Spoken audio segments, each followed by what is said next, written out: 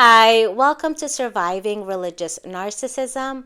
My name is VG, and I started this channel to talk about surviving and healing from religious narcissistic abuse. Today, I want to talk about religious delusion and how dangerous it can be to someone's life if it's left untreated. I'm not a therapist, I am a survivor, and that's the perspective that I'm coming from. Many of us who have experienced high control religion or religious abuse or spiritual abuse, we may have witnessed religious delusion in our lifetime. We may have seen other people suffer from this condition, or we may have experienced it ourselves. Oftentimes in spiritual communities, it does slip through the cracks. Having a religious or spiritual faith or belief is not the same thing as experiencing religious delusion. However, oftentimes those of us who are in religious spiritual communities, we can lean into superstition or magical thinking. I'm not saying that in like a degrading way. It's something I've experienced myself. And oftentimes, when we have a lot of trauma, a lot of pain, it's easier to bypass the grueling, hard labor of inner healing by looking for perhaps sometimes spiritual shortcuts. And because of that, the lines really start to get blurred, in my opinion, or in my experience at any rate. Back in 1999, I experienced my first episode of major depression. In those days, I'm in my 40s, and in those days, people weren't talking about mental health the way that people talk about mental health now. It was still a very shameful, stigmatized topic. And I do respect young people nowadays because young people nowadays seem to have a lot of awareness and a lot of focus on mental health, which I think is wonderful. We didn't have that in my generation, and I had no idea what was happening to me. I didn't know what was going on. So I did what good church girls do. I went to Christian people, I went to the church for help, and some Christian people are very condescending and hurtful when you're showing symptoms of mental health issues, but not everyone I spoke to was. There were people that did try to help me, but they were not qualified. They were not equipped to helping me. They were not equipped to understanding mental health issues. So things just kind of got worse. And I was told time and again, just have faith. Keep praying, and things will get better. So I kept praying and I kept praying, and things were getting worse. My mental health was getting worse. So I started fasting. I thought maybe I wasn't spiritually disciplined enough, and that's why I was going through this. And I started fasting, and then I kept fasting. Things weren't getting better. And somewhere along the way, I started to think, and with hindsight, I know that this isn't true, but I started to think that God was angry with me and God was punishing me. My faith was insufficient. I was spiritually deficient, and that's why I was going through this. So I kept fasting, and I thought that God was expecting me to fast until this depression, whatever I was going through, ended. Well, I was fasting so much that I started losing weight. And because I was never slender, when I started losing weight, people were congratulating me. They were telling me, like, wow, what's your secret? You look great. I knew better than to tell them what I was doing, that I was fasting so aggressively, because I intellectually knew that this was dangerous.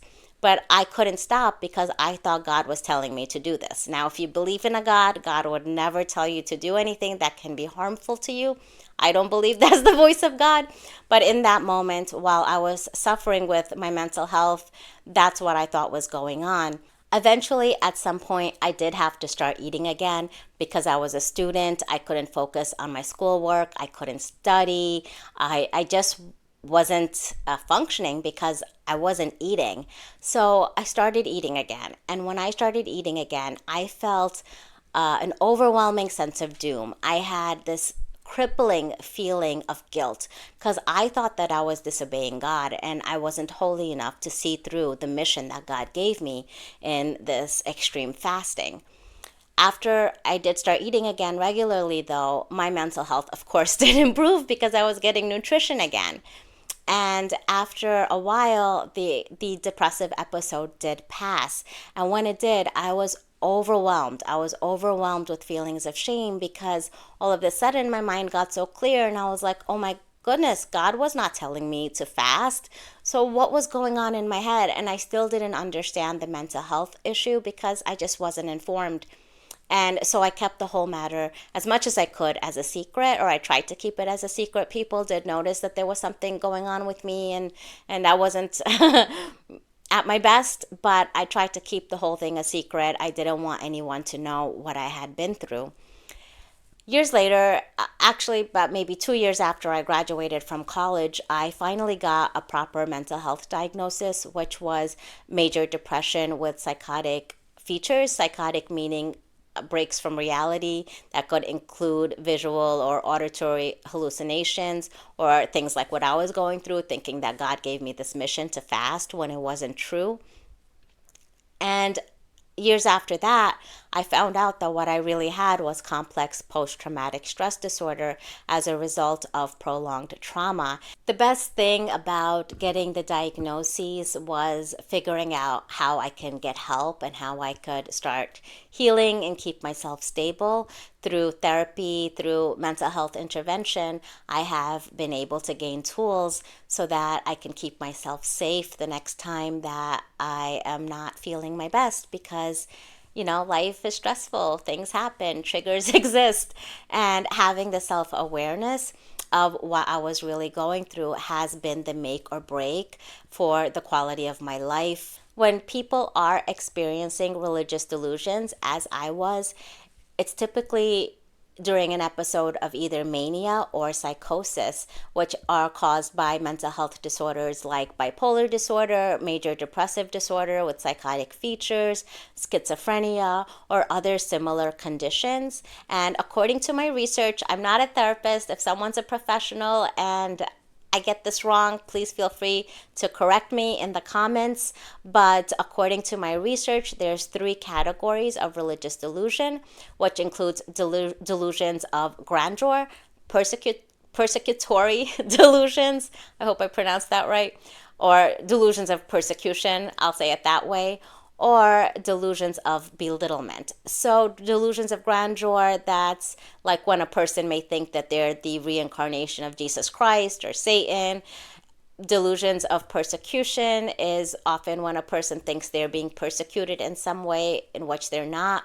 It could be like spiritual persecution. They think that God is damning them. This is not to be confused with a person who's in a real life situation that is harming them, but really when a person, it's in their mind, they imagine it, and you react to it at that moment as if it's very real, because when you're in that state of delusion, it feels really real. When it comes to delusions of belittlement, I feel that that's what I was going through, because this obsessive fasting that I was doing, it's because I thought that I was marred. I thought that somehow my faith was so inferior, that God was punishing me. I just felt so less than other religious or spiritual people. So I believe that what I was experiencing was a delusion of belittlement. People who have obsessive compulsive disorder or OCD can sometimes suffer from religious obsession. This can look a lot like religious delusion, but it's not the same thing.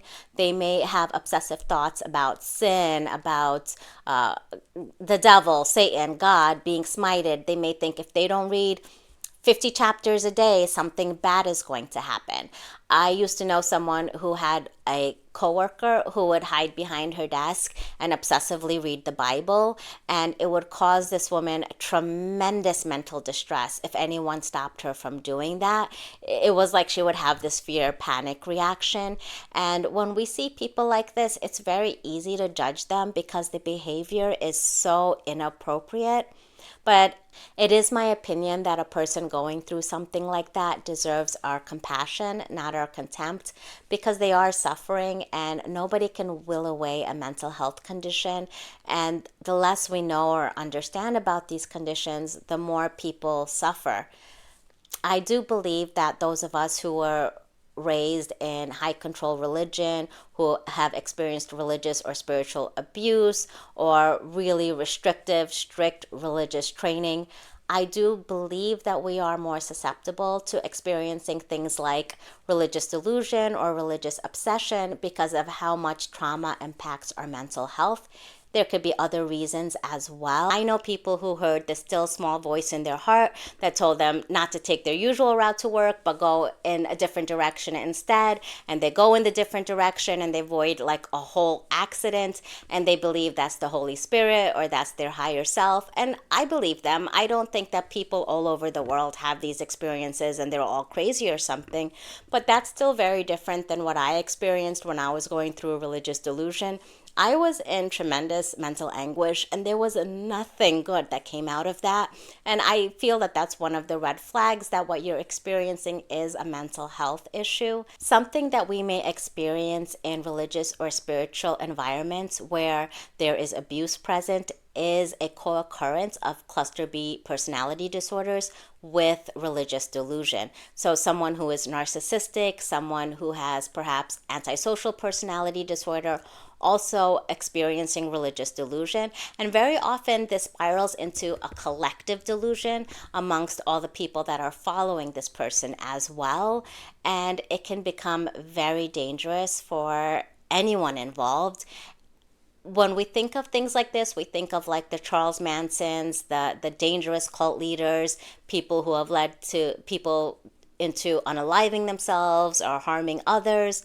But very often, in my experience, this also happens with a preacher down the street or someone that you know, where you have religious leaders that do suffer from mental illness and aren't aware of that. And when you're dealing with someone who has narcissism or a similar personality disorder, the odds of them really getting help is so slim, and it can be very dangerous for a lot of people. And in my next video, I want to talk about when cluster B personality disorders co-occur with religious delusion. Most people with mental health issues are not dangerous. Most people with mental health issues just need help, compassion, intervention. But in some cases, there's some red flags that you just need to get away from this person and stay away from this person. And a lot of us who've suffered under leaders that have religious delusion, our mental health also spiraled out of control, especially if we didn't have other supports in place. So I think it's a really important conversation. If you are a religious or spiritual person and you choose to be on meds for mental health conditions, I really applaud you. If you need meds, I say take the meds. There's no shame in that. And it doesn't make you any less spiritual if spirituality is something that's important to you. If you ask me, it's a separate issue, and I really respect and admire anyone who makes that investment in their self-care.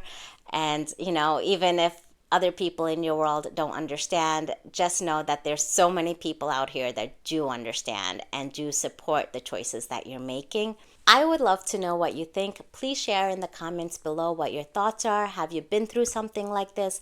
If so, what has helped you? And if you're interested in this content, if it resonates with you in any way, please do like and subscribe. That would make a big difference for me. Thanks so much for watching, and I'll see you in the next one.